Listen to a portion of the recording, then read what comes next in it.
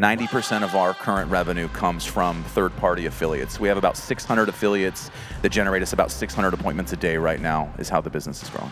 When you go into a relationship, what happens sometimes is you can get stuck thinking strictly just about the transaction of the business relationship. If I can take a relationship from a soft 2 to an 8 in a matter of weeks, just by finding ways to always add more value than I take. Instead of thinking, what is it that I'm gonna get from this person in this relationship, you can think, what is it that I can truly give?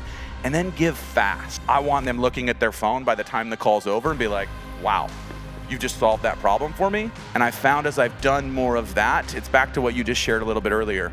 If you let that giving train just start to happen, regardless of the transaction, and you feel it inside, you've already won. But then when you let God, karma, the universe start doing its work, it puts more opportunities in front of you.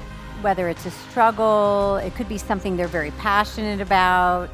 And within 24 hours, I think that's the key, because that's a surprise. You're like, oh my God, it's not like 3 months later they get this thing.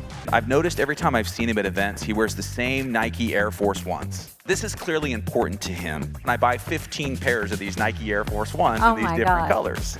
I handwrite 15 or 14 different quotes from 14 different billionaires on the lid of the box. I send one pair of shoes every single day for 15 days. And I just know that like every time he opens that front door, he's like, again? Again? Last shoebox was a quote from me. Serve as much as you can to as many as you can, as often as you can, without expecting anything in return. And if I could show you guys or play the voice note or show you the text message that Eddie sent me, this was the most intentional gift anybody has ever given me. Our relationship was already at a 10. It's like, how does it get any better? It gets better. You never know who has the treasure map to your treasure. You're one conversation away from one thing. Steve Harward is the founder and CEO of Prime Corporate Services, launched in 2012 to help entrepreneurs protect assets and minimize taxes with strategic guidance. Under his leadership, Prime has grown into a 9-figure business, so that's over 100 million, as you all know, serving over 170,000 entrepreneurs, and known for his relationship-first approach. He prioritizes generosity, trust, and purpose-driven leadership. He oversees partner development and leads with a vision of long-term success through giving. Okay, I'm so excited for you all to hear how he has built his incredible enterprise. Above all, Steve is driven by family and a mission to make a lasting impact in the lives of others. Welcome. I'm so excited that you're here and to share your story and your amazing accomplishment, what you've been able to do with your business in a fairly short time. So how are you doing this morning, first of all? Amazing. Can I just compliment this room? Like, I've been a part of a lot of masterminds.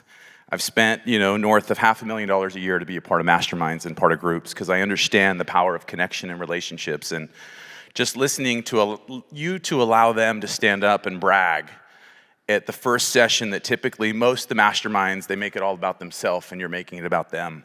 I just want to compliment that. I've seen a lot, I've walked through it, and for you guys to stand that bragged, I know that was uncomfortable. Good job standing up and bragging about what you've accomplished. Oh, it's all about them. It's all about them. Thank you for recognizing that. And we're so happy that you're here. And congratulations on what you've built, scaling a 9-figure company. So you're over 100 million, is that right? That's correct, yep. Between 3 different brands, 110 million last year. Amazing. Let's give it up for Steve. And you have over 400 employees, is that right? Yep. So when you look back, what was the first pivotal decision that shifted you from being a smaller business into a larger enterprise? I think it's probably a series of a whole bunch of small events, right? So like trying to think of one specific moment as I think about it is a little bit hard for me. But if I was to try to narrow it down, somebody just talked a little bit about letting go and not being in the support email or not being in the client. There was a moment, full transparency, up to $22 million in revenue. I ran the support email and I did all the payroll for my company. And when you can just do the math for yourself at where you're scaling of what that might look like. And by the way, I'm basically a high school dropout, so I should not be doing anything around the accounting side of the business. Just to be clear there. But I was so particular with wanting to make sure that that stuff was done right. And I feel like the minute that I started giving up those areas of responsibility, when I handed the support email over to my COO, when I handed and I hired the finance manager and the CFO and the team that arguably was smarter than me, right, in that area. And it was a hard moment, but I feel like if I could attest it back to one thing that was pivotal, going probably from like 20 to 60 and then beyond, it was hiring people that were far smarter than me in those areas and willing to give up margin in the business and knowing that that's gonna, that payroll and that cost feels heavy at first, but once it catches wind and catches steam, it pays off. Yeah, do you all hear that? Are you hearing that? Absolutely. And now you've built an entire business model around relationships. And this is what excites me so much. They hear me talking a lot about strategic partnerships and the value of relationships. It's my favorite thing, is to build relationships. It's the most rewarding, and I know you feel that way. What is the core philosophy or habit that's allowed you to turn simple connections into long-term, powerful, high-value strategic relationships and partnerships? I think it's, when you go into a relationship or you start having a conversation with somebody about the potential of making money together, I think what happens sometimes is you can get stuck thinking strictly just about the transaction of the business relationship. And for me, as I've gone on to have success, which by the way, a lot of what I'm going to share with you guys today wasn't always exactly where I was at in my whole journey. I'm definitely on the far more aggressive giving side now in the business than I was when I very first started, right? Yeah. Because to some extent, there's survival, right? You're having to look out for certain things in an even more selfish way. But as I've gone on and been building these relationships and identified in these bigger partnerships that I want, what would have to be true for this person to accelerate the relationship with me? And I know that if I just stayed stuck focusing on the transaction, the time frame it takes to build that relationship can extend quite long. Mm-hmm. And so if I can take a relationship from a soft 2 to an 8 in a matter of weeks, just by finding ways to always add more value than I take. It's something I think when I go into these conversations and in these partnerships, I listen more than I talk. And as I'm listening, people are going to tell you things in reference to their business that as you build a business, or for a lot of you guys probably have resources, instead of thinking, what is it that I'm going to get from this person in this relationship, you can think, what is it that I can truly give? And then give fast. That's another thing that I love to do. I love being in a conversation. Somebody surfaces a problem or an area in their business, and with the years of experience that I have, I know that I probably have a very trusted resource that I can refer to. I want them looking at their phone by the time the call's over and be like, wow, you've just solved that problem for me. There was no benefit in it for you. There was no ROI in it for you, but I just wanted to act and serve. And I found as I've done more of that, it's back to what you just shared a little bit earlier. If you let that giving train just start to happen, regardless of the transaction, and you feel it inside, you've already won. But then when you let God, karma, the universe start doing its work, it puts more opportunities in front of you. Amazing. Are you all hearing that? Really, and you're gonna share a little bit of the strategic piece behind that as well. You talk about win by giving, and I think you're writing a book around. I am. The Generosity Advantage and How to Win by Giving. I'm almost done. I'm excited to share it. It's a big deal writing a book. So can you share a moment when giving without expectation led to a breakthrough partnership or an opportunity that changed the trajectory of your company? Yeah, I mean, I feel like I have hundreds at this point, but one that's meaningful to me, and I think she's very meaningful to you, is a girl named Amber Spears. I know Amber well. You know Amber well. You actually just spoke at her event a few weeks back here in San Diego, and somebody that I've wanted to connect with for a long time. In my industry or kind of in my world, in my orbit, you see the people that stick around, and when you ask about them, their reputation exceeds themselves always, and Amber's always been that person for me. And the moment I had a chance to finally start connecting with her, some of our first text message exchanges, I think it was probably like the third text down, she sent me a voice note. And the voice note was about 4 minutes long, and in that 4-minute long voice note, 3 minutes of it was her talking about her cousin Troy that was stage 4 cancer and looking to potentially pass. And as I listened into that conversation, Before, like, I wasn't thinking about what I could do to make money with Amber. I got stuck with this obsession of I got to find a way to serve Troy. How do I help Troy? How do I help Troy? Just because I heard in that voice note, the most meaningful thing for her, and you guys will hear me talk about this, I refer to it as the heart spark moment. That if you listen long enough in that conversation, this heart spark moment surfaces. And that was Amber's heart spark moment and in the initial part of our relationship. And when I heard that, I was like, okay, what can I do? Okay, I can write a check. I can support. He has a little 5-year-old son. I can write a check to support him that way. But I also knew that Amber had a community of people that just supported her in a big way. But she never would ask anything of them. Like, that's the person that she is. It's probably very similar to the person you are.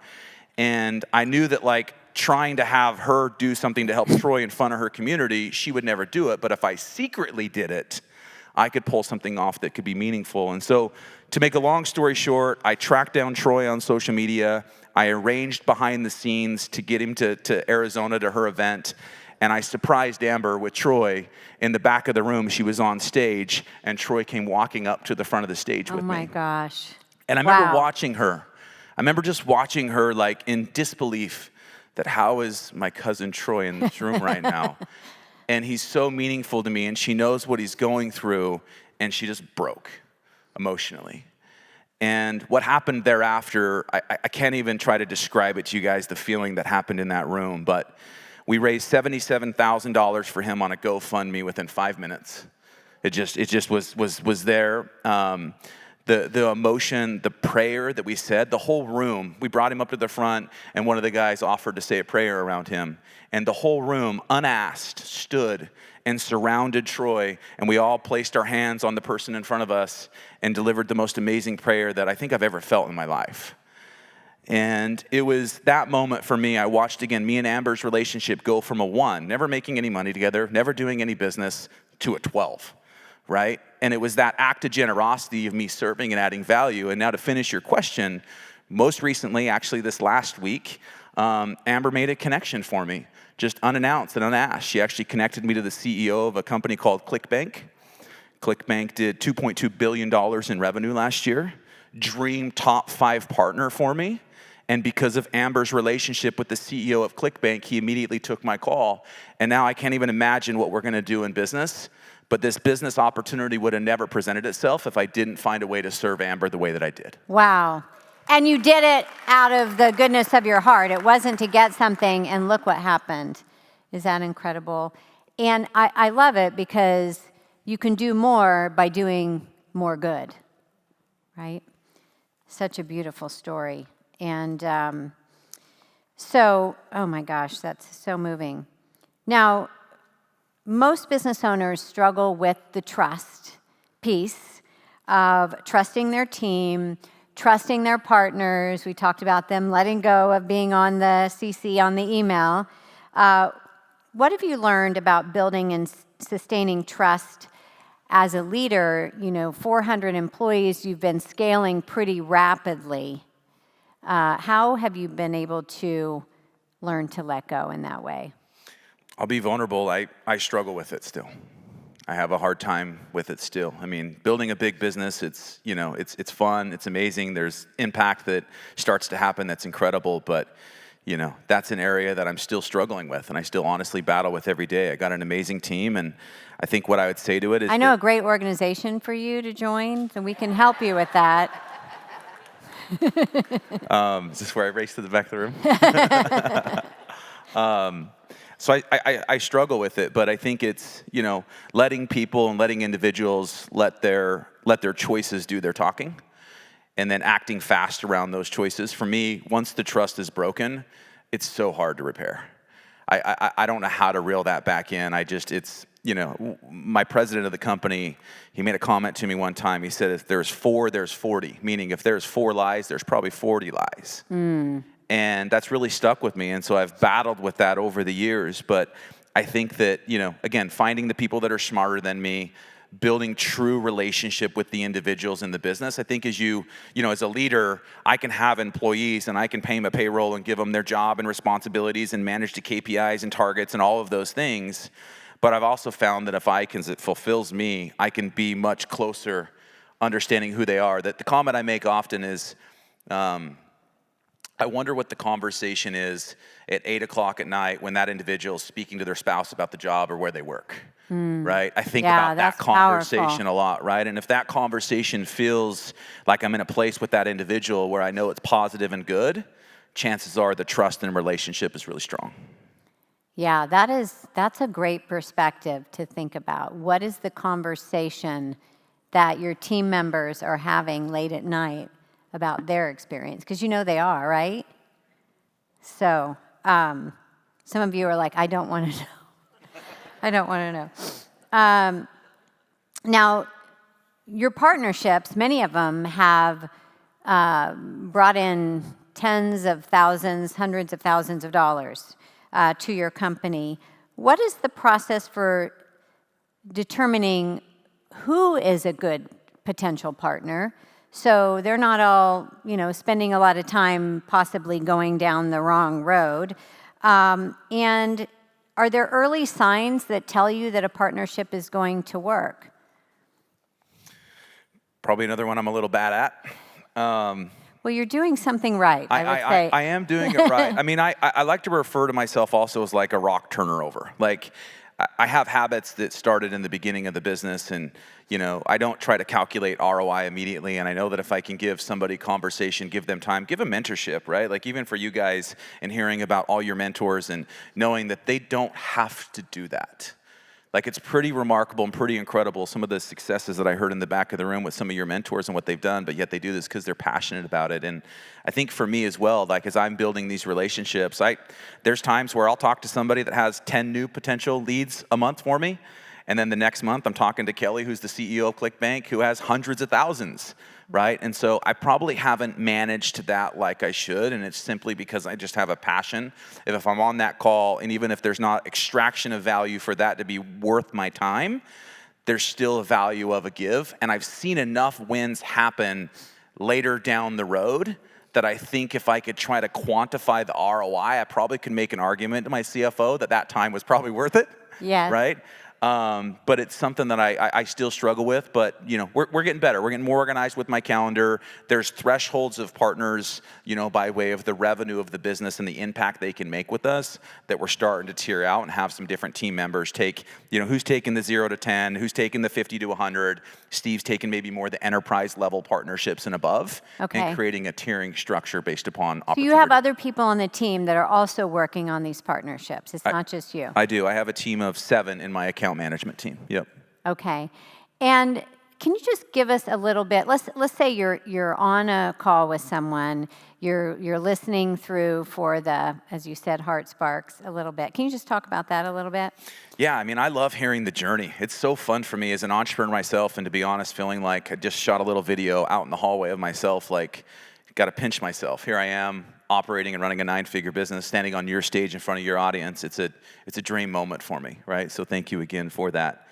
I think as you hear the story, what happens in my mind, and they process what they did, what sacrifice they made. I heard somebody share that they were a single mom with 3 kids, building a business and doing, I notate those things. I highlight those things.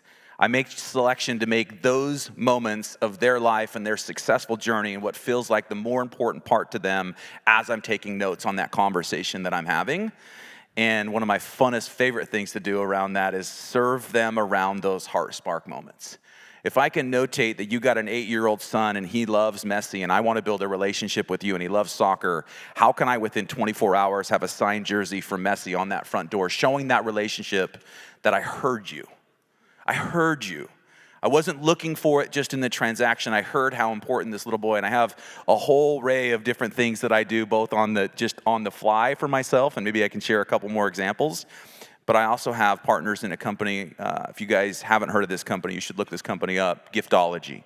Yes, very familiar. John Rulin, one of the individuals and one of the mentors that taught me this giving strategy and how to add more value than you take. Unfortunately, we lost him about a year ago, unexpectedly, but his company has incredible resources to support companies that are growing that want to love on relationships.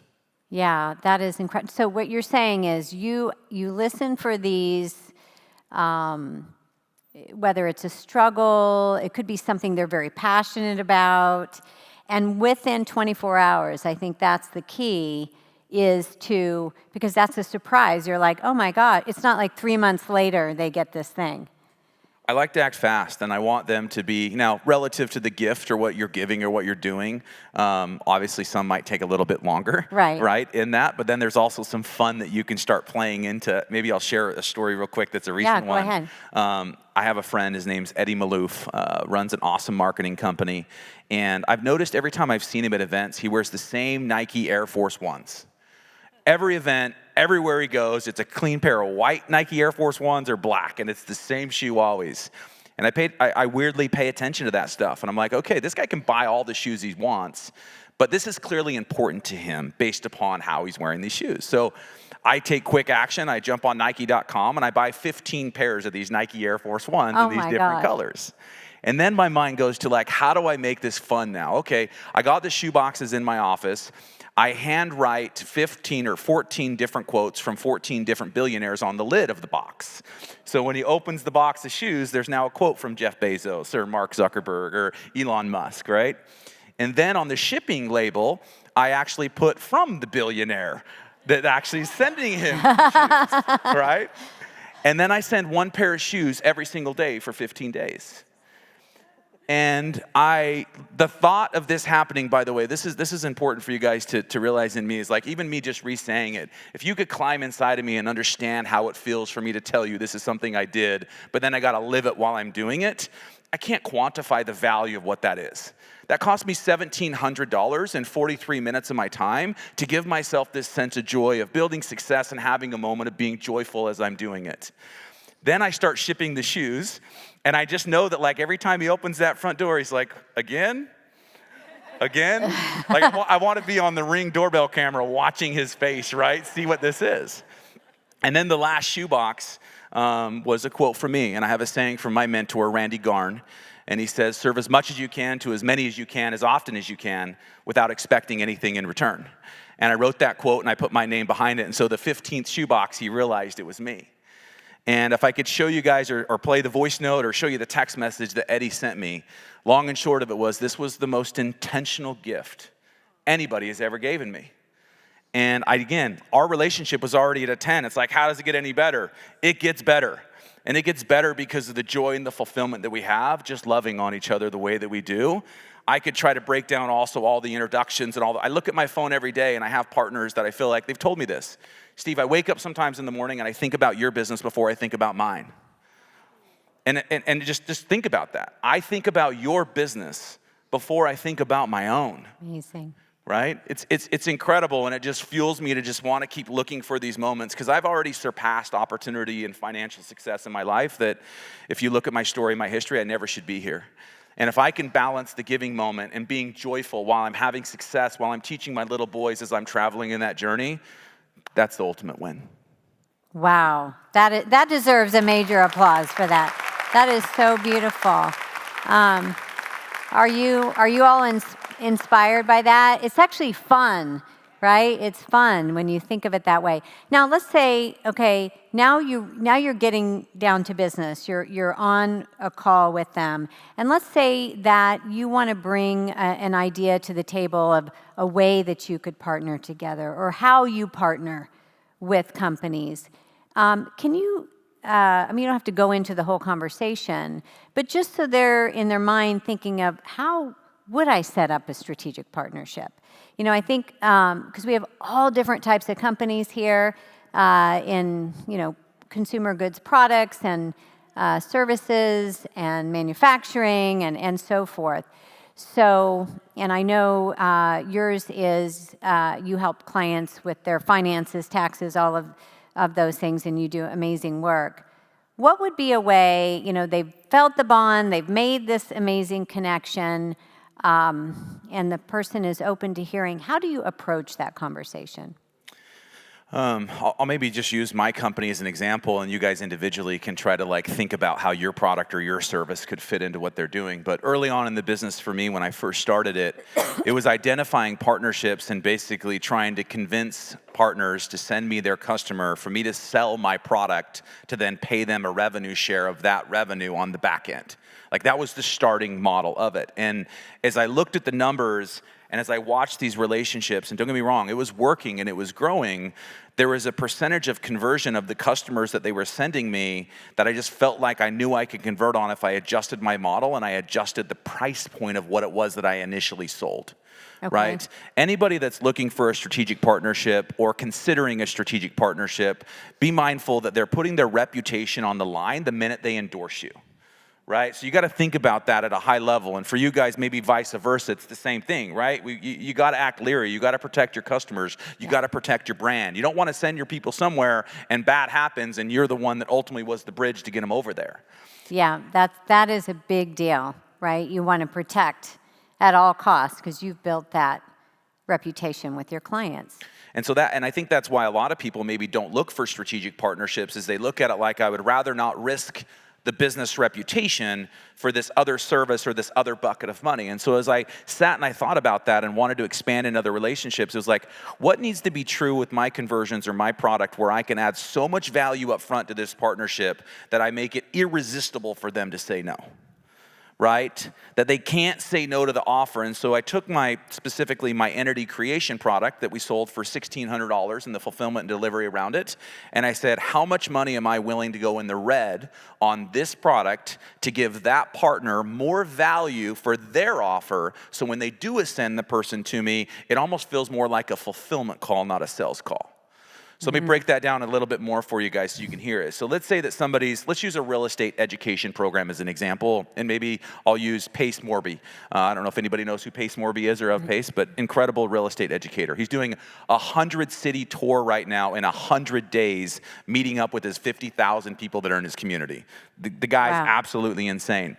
But what I seen in his offer is he was selling this education package, and I said, well, what if I included $2,000 to $3,000 of additional value of my services into your offer, and my first phone call with your customer is more of a fulfillment call than a sales call?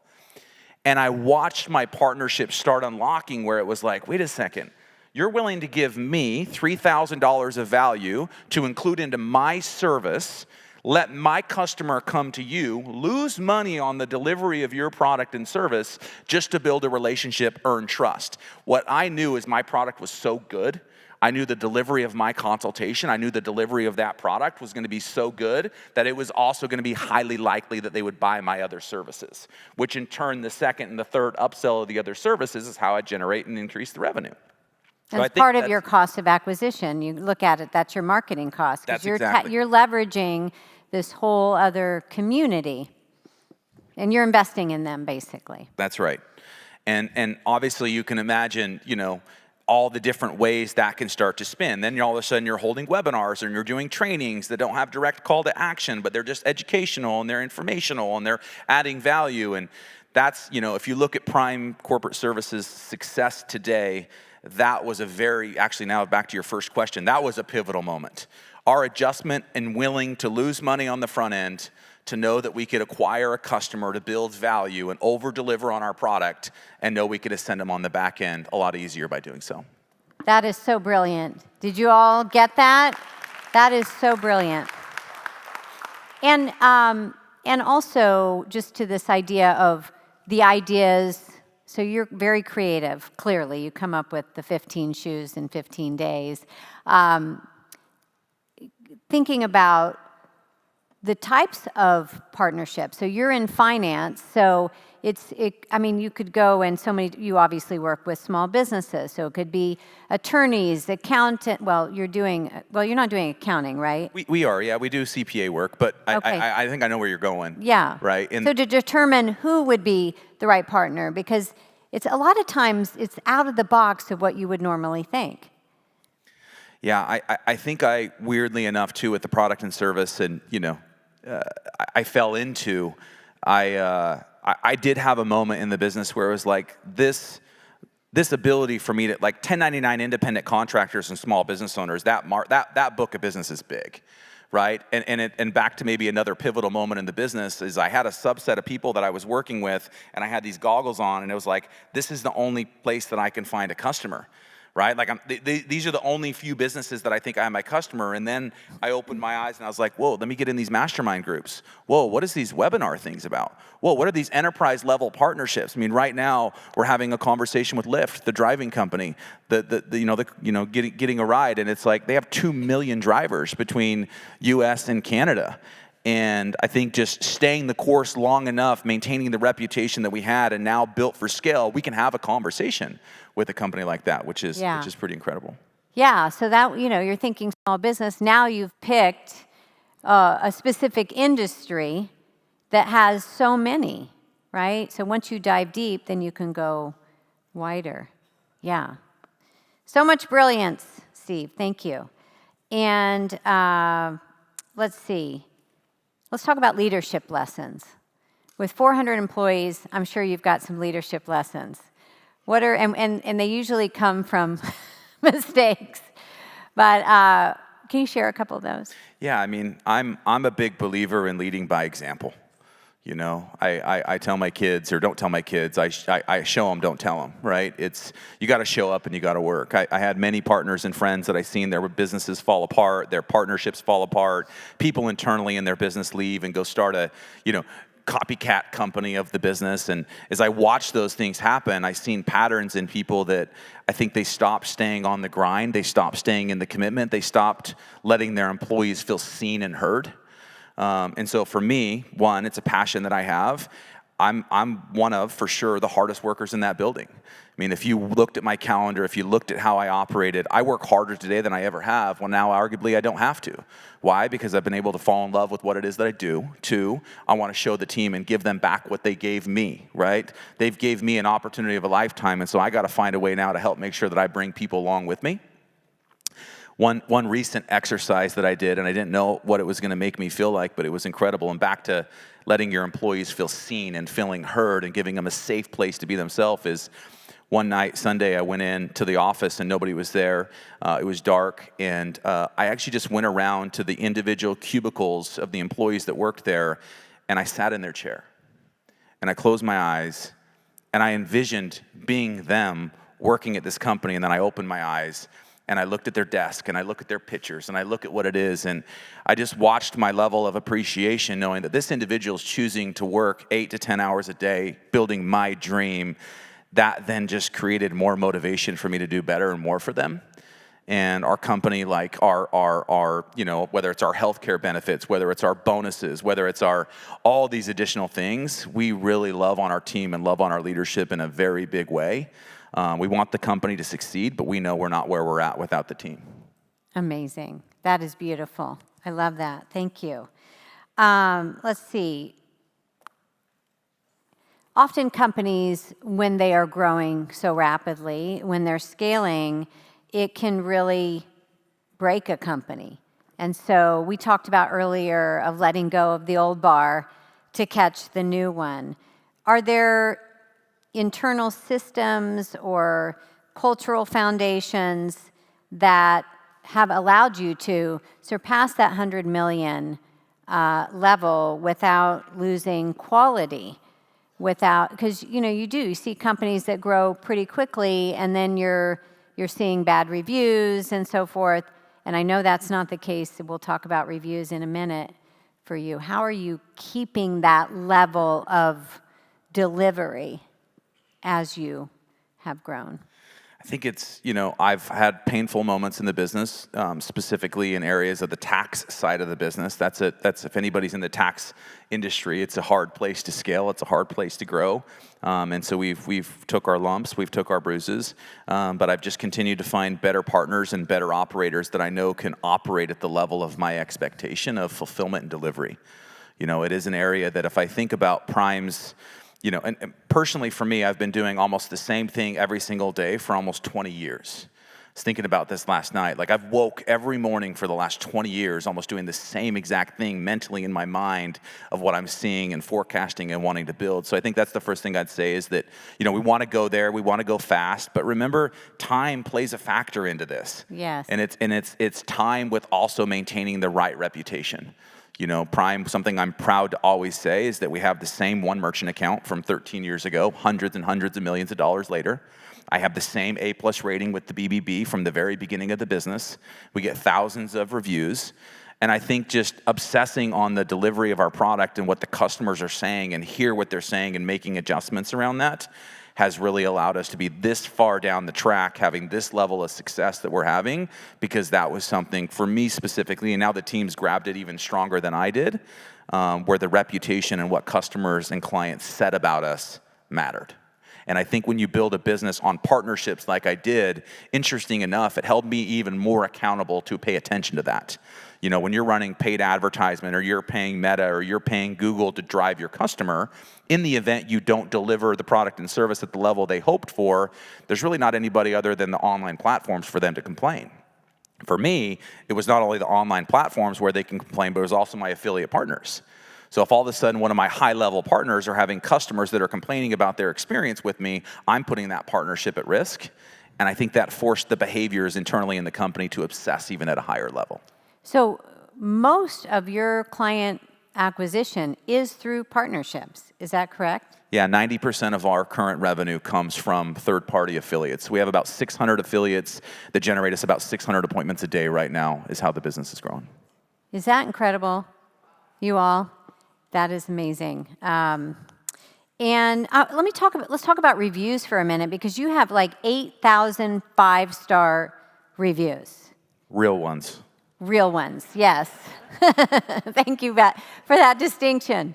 And you have a process, because we talked about this, and how the team is involved and you really garner those reviews. Can you share that? Yeah, I think that the fun part of sharing this story, by the way, guys, is I get to highlight my mother. And my mom works for me, and she's worked for me for 13 years, and she only works for me because she's so stubborn and won't just let me take care of her. She's got to add value, right? She's got to contribute. And my grandma got diagnosed with Alzheimer's and dementia, and we had to change roles for my mom to work at home and to take care of my grandma. And as we did that, we were thinking of how could we better use my mom's skill set? I'm like, Mom, you love talking to people. You're proud of your son. You love our product. Why don't you just be kind of like my customer review lady? Why don't you just start calling our customers? And they're all going, oh my God, I got to hire my mom. There's some pros and cons to this, by the way. But as a son and anybody that's a child looking up to somebody, it was some celebration of moments for me and my mom. And my mom did an incredible job at it. She still does it today. So if you look at my reviews and you see the name Sabine, that's my mom's name. She's still all day long calling people. I'll look at her talk time sometimes, and she has more talk time than some of my sales guys.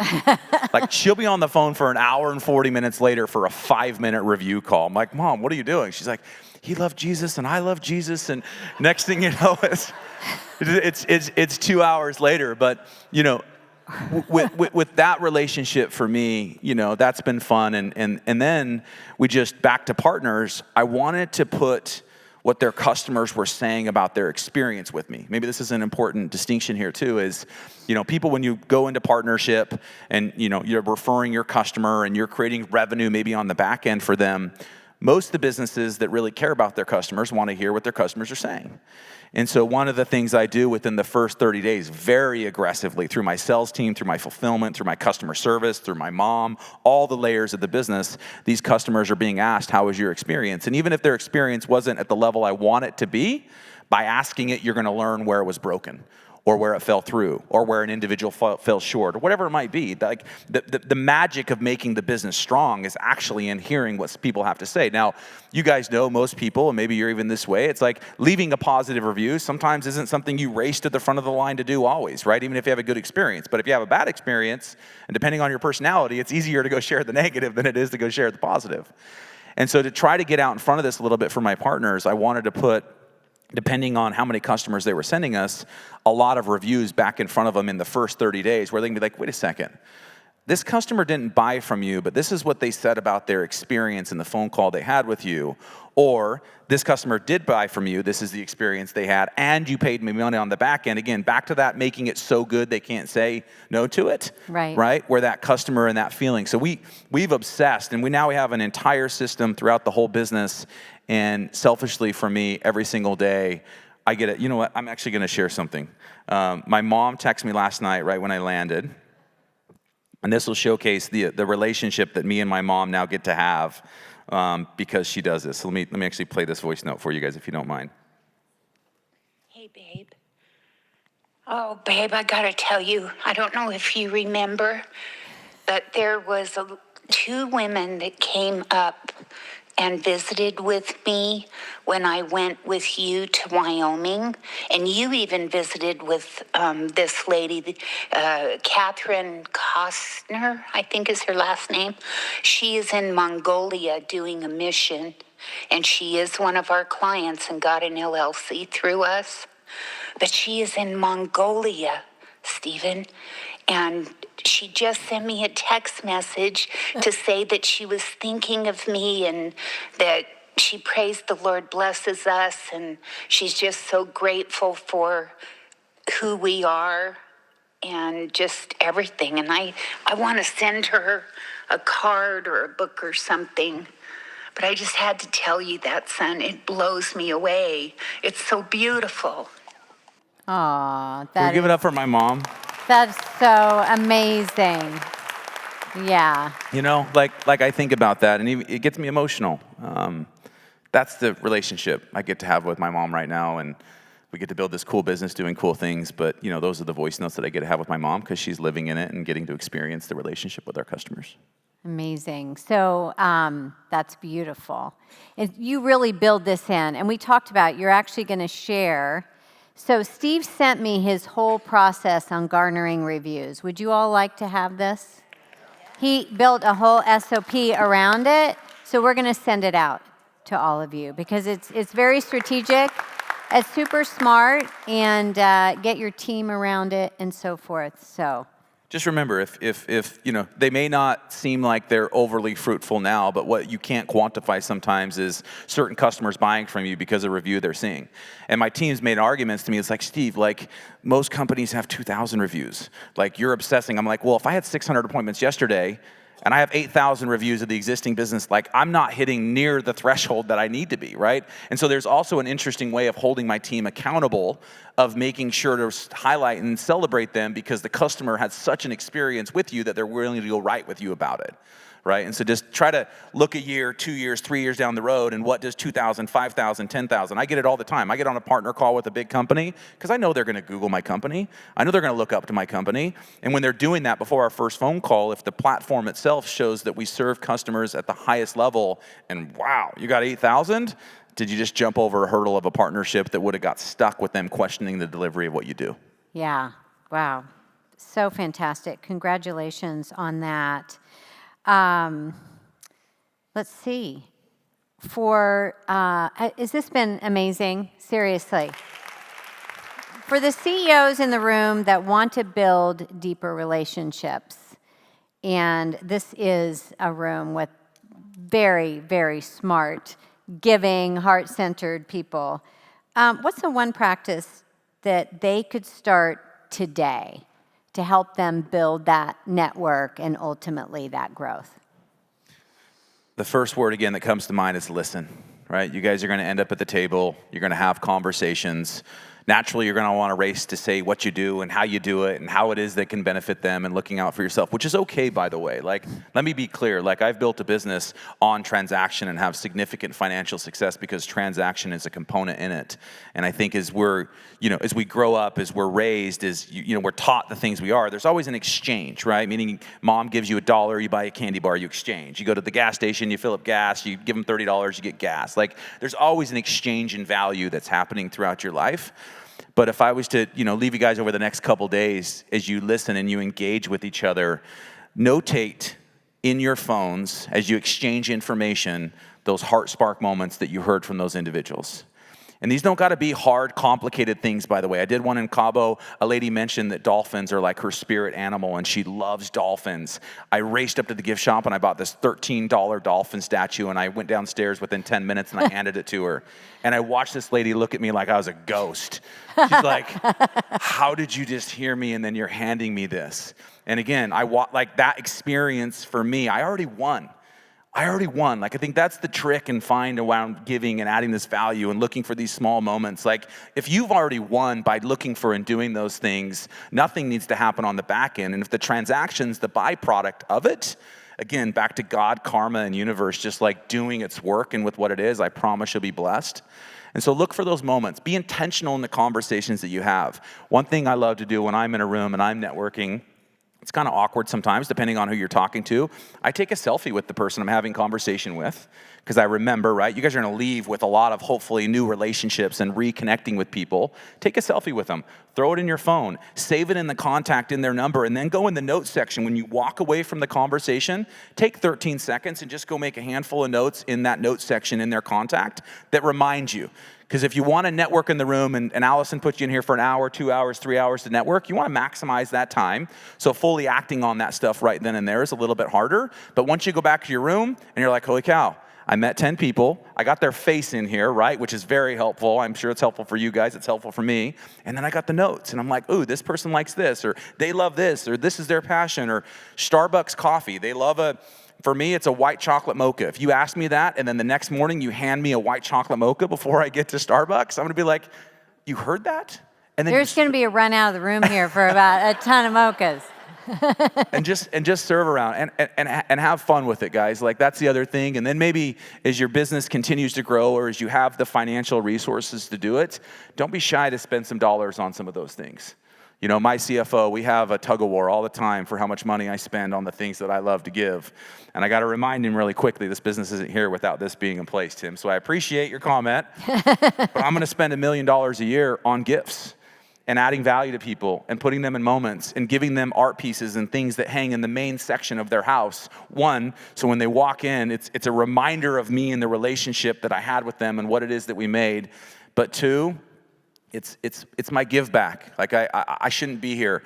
I shouldn't have a business doing this at this point. What was possible and what was probable, I should be operating heavy equipment, wearing an orange vest with a hard hat, digging in a hole, trying to make 40 grand a year and barely get by. But somebody trusted me. Somebody gave me a chance. Somebody called me and said, hey, here's an opportunity. Do you want to come with me? And I think about that moment. His name is Robert Tavmasian. He forever changed my life.